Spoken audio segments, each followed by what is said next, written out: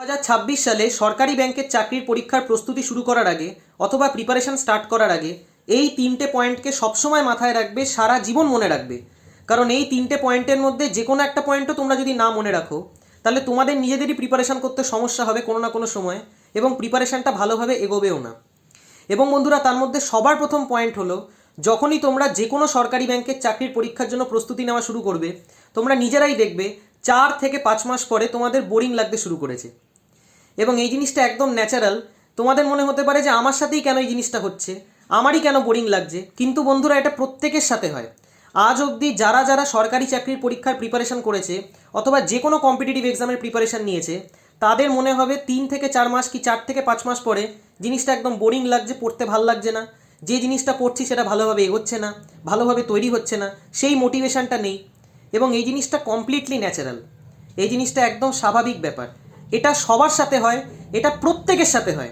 আজ অবধি যারা যারা বিভিন্ন কম্পিটিটিভ এক্সাম ক্লিয়ার করেছে অথবা বিভিন্ন সরকারি ব্যাংকে চাকরি পেয়েছে, তাদের প্রত্যেকের প্রিপারেশন ফেজে কোনো না কোনো পয়েন্টে মনে হয়েছে যে এখন আমার আর প্রিপারেশন করতে ভাল লাগছে না, মনে হচ্ছে প্রিপারেশনটা কমপ্লিট হচ্ছে না, এমন মনে হবে আমি খুব খারাপ পারফর্ম করছি, আমার থেকে অন্যরা সবাই ভালো পারফর্ম করছে। এবং এই জিনিসটা মনে হওয়াটা ভীষণ ভীষণ স্বাভাবিক ব্যাপার। এই বোরিং লাগাটা ভীষণ স্বাভাবিক ব্যাপার। এবং মজার ব্যাপার হলো, যারা যারা কম্পিটিটিভ এক্সামের প্রিপারেশন করা শুরু করে তাদের মধ্যে প্রচুর প্রচুর প্রচুর স্টুডেন্টস এবং অ্যাসপিরেন্টস এমন আছে যারা শুধুমাত্র এবং শুধুমাত্র নিজেদের প্রিপারেশনটা বোরিং লাগছে বলে, অর্থাৎ প্রিপারেশনটায় আর মজা পাচ্ছে না, ভালো লাগছে না বলে তারা প্রিপারেশন করা ছেড়ে দেয় এবং তারা সঙ্গে সঙ্গে অন্য লাইনে শিফট করে, অন্য দিকে চলে যায়। তো ন্যাচারালি বুঝতেই পারছো তাদের মধ্যে সেই মোটিভেশনটা নেই। এবং এইটাই হলো সবার প্রথম ভুল। যে দিন থেকে অথবা যে মুহূর্ত থেকে তোমার বোরিং লাগা শুরু হবে প্রিপারেশনটাকে, সেটাকে তুমি যদি বোরিং বলেই মেনে নাও এবং যদি প্রিপারেশন ছেড়েই দাও, তাহলে তো সেই জায়গাটা থেকে তুমি হেরে গেলে বন্ধুরা। সেই বোরিং লাগাটাকে তুমি যদি এনজয় করো, যে জিনিসটায় আমার বোরিং লাগছে, আজকে আমার অঙ্ক করতে বোরিং লাগছে, অথবা রিজনিং করতে বোরিং লাগছে, অথবা ইংলিশ পড়তে বোরিং লাগছে, অথবা জিকে সেকশন পড়তে বোরিং লাগছে, কিন্তু সেই বোরিং লাগাটাকে যদি অভ্যাসে পরিণত করে নিই, যে আমি যে জিনিসটা বোরিং লাগছে সেই জিনিসটা রোজ করব, প্রতিদিন করব, যেমন সময় দিচ্ছি সেরকমই সময় দেব এবং করে যাব কন্টিনিউয়াসলি। অর্থাৎ যে জিনিসটা তোমার বোরিং লাগছিল সেই জিনিসটাকে তুমি যদি আনন্দে পরিণত করো অথবা ডিসিপ্লিনে পরিণত করো, যে আমার যে জিনিসটায় বোরিং লাগছে সেই জিনিসটাকে বোরিং হিসেবে না নিয়ে আমি সেটায় আনন্দ পাবো, আমার ভালো লাগছে সেই জিনিসটা করতে, অর্থাৎ বোরিং লাগাটাই যদি ভালো লাগায় পরিণত হয়ে যায়, তাহলে দেখবে প্রিপারেশনটা করতে কত মজা লাগবে। এবং এইখান থেকেই আসল খেলা শুরু হবে বন্ধুরা। অর্থাৎ যেদিন থেকে তোমাদের বোরিং লাগা শুরু হবে, সেই বোরিং লাগাটাকে তোমরা যদি বোরিং লাগা না ভেবে সেটাকে যদি ডিসিপ্লিনে পরিণত করে নাও, যে আমাকে এটা করতে হবে মানে করতেই হবে এবং সেইটা আমার ভালো লাগে করতে, সেইখানে আমার কোনো বোরিং লাগা নেই, তাহলে তুমি দেখবে আস্তে আস্তে আস্তে আস্তে তোমার পারফরমেন্স অটোমেটিক্যালি ইমপ্রুভ হওয়া শুরু হবে। এবং এটা হওয়াটাই স্বাভাবিক বন্ধুরা। তো ন্যাচারালি সবার প্রথম পয়েন্ট হলো এইটা, যে কোনো দিনও যদি তোমাদের বোরিং লেগে থাকে কোনো জিনিসে, সেইখান থেকে কুইট করে যেও না। এবং এইটা হলো সব থেকে বিশাল বিশাল বিশাল বড় মাপের ভুল। প্রচুর স্টুডেন্টস এবং অ্যাসপিরেন্টস এমন আছে যারা হয়তো একদম এন্ড অব দি প্রিপারেশন করলো এবং তারপর তাদের মনে হলো যে একবার আমি পরীক্ষা দিলাম, আমার পরীক্ষা ক্লিয়ার হলো না, অথবা দুবার পরীক্ষা দিলাম, পরীক্ষা ক্লিয়ার হলো না, অথবা তিনবার দিলাম, তিনবার দিয়েও পরীক্ষা ক্লিয়ার হলো না, তাহলে হয়তো আমার দ্বারা আর কিছু হবে না, তাহলে আমি প্রিপারেশন থেকে কুইট করে যাই, ছেড়ে দিই। প্রচুর প্রচুর প্রচুর স্টুডেন্টস এবং অ্যাসপিরেন্টস এমন আছে যারা হয়তো যে কোনো সরকারি ব্যাংকের চাকরির পরীক্ষা ফার্স্ট অ্যাটেম্পটে ক্লিয়ার করতে পারেনি, অথবা সেকেন্ড অ্যাটেম্পটে পারেনি, অথবা থার্ড অ্যাটেম্পটে পারেনি, এবং তারা নিজেদের ভেতর থেকে পুরোপুরি ভেঙে না পড়ে তারা তাদের প্রিপারেশনটা চালিয়ে গেছে, কন্টিনিউ রেখেছে, এবং ফোর্থ অ্যাটেম্পটে গিয়ে অথবা ফিফথ অ্যাটেম্পটে গিয়ে তারা চাকরি পেয়েছে। এরকম প্রচুর এক্সাম্পল আছে, প্রচুর উদাহরণ আছে। তো ন্যাচারালি সেই জায়গাটা যদি তুমি মেনটেন করতে পারো, যদি ধরে রাখতে পারো, তাহলে একদিন না একদিন তুমি অন্যদেরকে ছাড়িয়ে উঠবেই উঠবে, তুমি আউট পারফর্ম করবেই করবে। এবং এইটাই ন্যাচারাল, কারণ এই জিনিসটাই হবে। কারণ যে কোনো কম্পিটিটিভ এক্সামের প্রিপারেশান যখন তোমরা শুরু করবে, সে সরকারি ব্যাংকের চাকরির পরীক্ষার প্রিপারেশানই করো, চাই যে কোনো অন্যান্য কম্পিটিটিভ এক্সামের প্রিপারেশান করো না কেন, যে কোনো সরকারি ব্যাংকের চাকরির পরীক্ষার প্রিপারেশান একটা ম্যারাথন। অর্থাৎ সেটা একদিনে অথবা এক মাসে কোনো দিনও কমপ্লিট হবে না। তোমাকে step by step step by step step by step অ্যাপ্রোচে এগোতে হবে। এবং যাকে স্টেপ বাই স্টেপ অ্যাপ্রোচে এগোতে হবে, তার মনের মধ্যে ধৈর্যও চাই, এবং তার মনের মধ্যে ডিসিপ্লিনও চাই, এবং তার মনের মধ্যে যে বোরিং লাগাটা আসছে সেই বোরিং লাগাটাকে থামিয়ে দিয়ে সেটা আনন্দে পরিণত করতে হবে, সেরকম মেন্টালিটিও চাই। এবং এটাই ফ্যাক্ট, এই জিনিসটাকে তোমায় মেনটেন করেই চলতে হবে। যদি তোমাদের মনের মধ্যে ধৈর্যই না থাকে, অথবা যদি ফেলিওর হ্যান্ডেল করার ক্ষমতাই না থাকে, তাহলে উচিতই না সরকারি ব্যাংকের চাকরির পরীক্ষার প্রিপারেশন করার। কারণ তাহলে প্রিপারেশনটা শুধু শুধু ওয়েস্ট অফ টাইম, কিন্তু ওই পয়েন্টে যে টিকে থাকবে, যে লড়ে যাবে ওই পয়েন্ট থেকে, সে একটা না একটা এক্সাম ক্লিয়ার করে দেখাবেই দেখাবে। এবং এই জিনিসটাই হয়, কারণ আমরা সবাই অ্যাভারেজ স্টুডেন্ট, আমাদের মধ্যে বিশাল কিছু ব্রেন নেই। আমরা যা আজকে দাঁড়িয়ে আছি নিজের খাটনির বেসিসে দাঁড়িয়ে আছি, অর্থাৎ দিনের পর দিন দিনের পর দিন দিনের পর দিন আমরা খেটে গেছি, তারপরে গিয়ে আমরা সেই জায়গাটা পেয়েছি। আমরা সেই এক্সট্রা মেরিটোরিয়াস স্টুডেন্টও নই অথবা এক্সট্রা ব্রিলিয়েন্ট স্টুডেন্টও নই, আমরা একদম অ্যাভারেজ অথবা বিলো অ্যাভারেজ ক্যাটাগরি স্টুডেন্ট। তো আমাদেরকে সেই খাটনিটা খাটতেই হয়, এবং সেই খাটনিটা খাটার জন্য মনের মধ্যে ধৈর্য রাখতে হবে। সেই জিনিসটা সবার প্রথমে তোমাদের মনে রাখতে হবে যখন তোমরা যে কোনো সরকারি ব্যাংকের চাকরির পরীক্ষার জন্য প্রিপারেশন করছো। দ্বিতীয় নম্বর ইম্পর্টেন্ট পয়েন্ট হলো, যখনই তোমরা সরকারি ব্যাংকের চাকরির পরীক্ষার প্রস্তুতি শুরু করবে, তোমরা দেখবে বাড়ির থেকে চাপ আসা শুরু হবে যে কবে তুই গিয়ে চাকরিটা পাবি, কবে গিয়ে তোর পরীক্ষাটা ক্লিয়ার হবে। এবং শুধুমাত্র বাড়ির মা বাবার থেকেই প্রেশার আসবে না, আশপাশের লোকেদের থেকেও প্রেশার আসতে শুরু করবে। অর্থাৎ যারা যারা মায়ের ধরো কোনো বন্ধু আছে অথবা বাবার ধরো কোনো বন্ধু আছে, বাবা যে অফিসে চাকরি করে সেই অফিসের কোনো কলিগ আছে, তারা বারবার রিপিটেডলি জিজ্ঞেস করবে যে তোর ছেলের কী হলো অথবা তোর মেয়ের কী হলো, সে এখনও চাকরি কেন পাচ্ছে না, কী এমন ঘটনা ঘটলো, অন্য কোনো জায়গায় জয়েন করে যেতে বল, এতদিন ধরে কেন পড়ছে, এতদিন ধরে কেন প্রিপারেশান নিচ্ছে।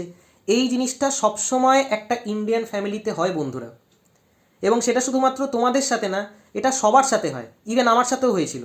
আমার মা যখন বিকেলবেলা হাঁটতে বেরোতো, তখন মায়ের বন্ধুদের যে গ্রুপ ছিল তারাও জিজ্ঞেস করতো তোর ছেলে তো পড়েই যাচ্ছে প্রিপারেশান নিয়েই যাচ্ছে, চাকরিটা কবে পাবে। তো এই জিনিসটা সবসময় ফেস করতে হয়। এবং তোমার বাড়িতে তোমার মা বাবা তোমাকে কিছু না বলতে চাইলেও বাইরের লোকজন এতটাই ফোর্স করে বলার জন্য যে তারা এসে তারপরে তোমাকে বলবে যে এইবার তুই ফাইনালি কবে গিয়ে সিলেকশন পাবি অথবা কবে গিয়ে চাকরিটা পাবি। এবং এই জিনিসটা শুধুমাত্র তোমাদের সাথে না, এটা সবার সাথে হয়। তো সেই জিনিসটাকে হ্যান্ডেল করারও উপায় তোমাদের বলে দিই, কারণ এই জিনিসটা আমি নিজেও ফেস করেছিলাম যখন তোমাদের মতোই প্রিপারেশন করছিলাম। আমি যখনই আমার রুম থেকে বাইরে খেতে বেরোতাম, কারণ বাইরে আমি একটু কম বেরোতাম, অর্থাৎ মা বাবার সাথে আমার ইন্টারাকশানটা একটু কমই হতো। তো যখন আমি খেতে বেরোতাম তখন কানে হেডফোন লাগিয়ে দিতাম, যখন মনে হতো এরকম একটা হট এনভায়রনমেন্ট সিচুয়েশান ক্রিয়েট হচ্ছে যে আমাকে হয়তো কিছু বলতে যাচ্ছে অথবা আমাকে হয়তো কিছু বকতে যাচ্ছে যে এখনও কেন হচ্ছে না, কেন পাচ্ছিস না, কেন পেলি না এখন অবধি চাকরিটা।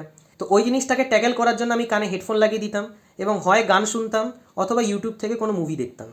তো এই জিনিসটা আমি করতাম, এবং আমিও তোমাদেরকে সাজেস্ট করব যতটা কানে তোমাদের কথা কম যাবে ততই ভালো। কারণ যত কান দিয়ে কথা ঢুকবে তত মাথার ওপরে চাপ বাড়বে।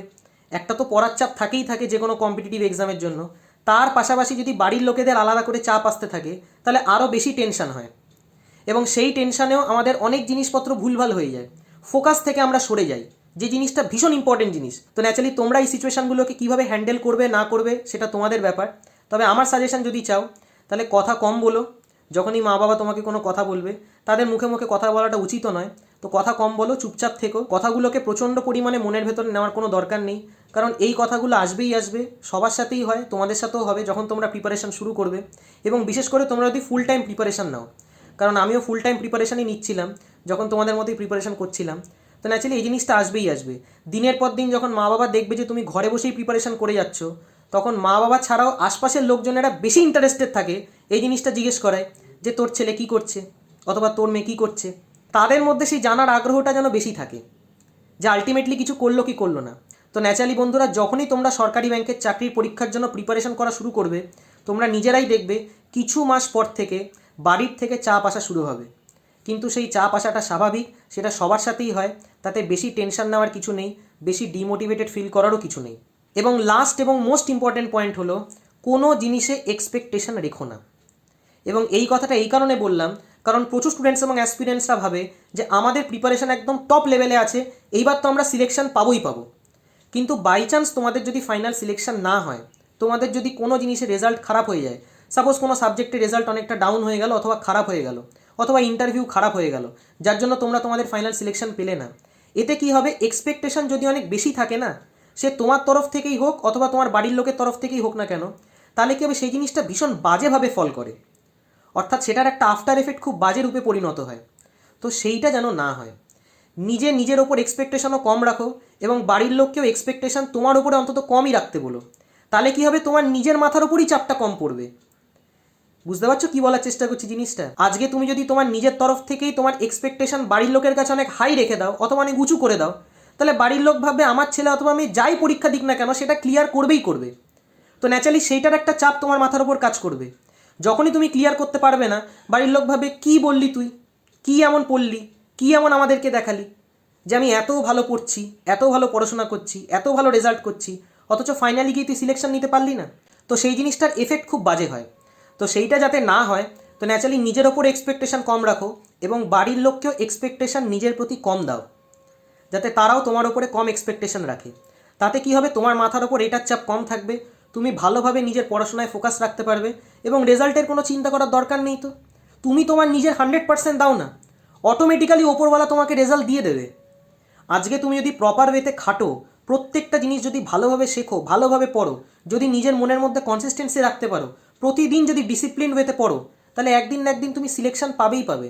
প্রপার ওয়েতে হার্ডওয়ার্ক করো, প্রপার ওয়েতে প্রত্যেকটা জিনিসকে অ্যানালিসিস করো, রাইট ট্র্যাকে যদি প্রিপারেশন করো, তাহলে অটোমেটিক্যালি তোমরা তোমাদের সিলেকশন পাবে। সেটা নিয়ে এত ভাবনা চিন্তা করার কোনো দরকার নেই। এতে কি হয়, মনের মধ্যে আরও টেনশন বাড়ে। তো সেই টেনশনটা আমরা রাখতে চাই না।